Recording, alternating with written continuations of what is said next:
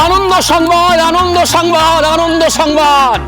রবীন্দ্রনাথ ঠাকুরের ১৬৫তম জন্মদিবস উপলক্ষে গপ্পমিরেট থেকে শ্রদ্ধাঞ্জলি, চোখের বালি। চতুর্ভুজ প্রেম কাহিনীর এক অনন্য মাইলস্টোন রবীন্দ্রনাথ ঠাকুরের চোখের বালি। মহেন্দ্র বিয়ে করেছে আশালতাকে, কিন্তু ভালোবাসে বিনোদিনীতে। বিনোদিনী বাল্য বিধবা, মহেন্দ্রের আশ্রিতা। সে ভালোবাসে বিহারীকে, বিহারী মহেন্দ্রের বন্ধু। সে আবার ভালোবাসে আশালতাকে। জটিল মনস্তত্ত্বের গহনে সার্চ লাইটের আলো ফেলেছেন রবীন্দ্রনাথ।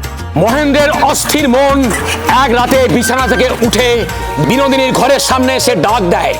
বিনোদিনী বিস্মিত হয়। মহেন্দ্রের মা রাজলক্ষ্মী উঠে পড়েন। এই হলো আমাদের চোখের বালির প্রথম পর্বের সার কথা।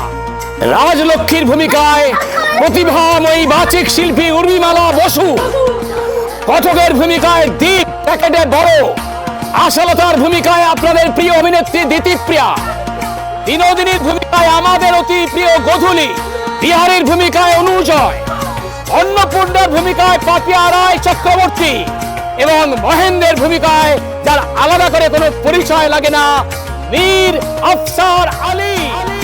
আসছে শনিবার গপ্পমিরেট থেকে আপনাদের জন্য আমাদের গপ্পের ডালি, চোখের বালি প্রথম পর্ব।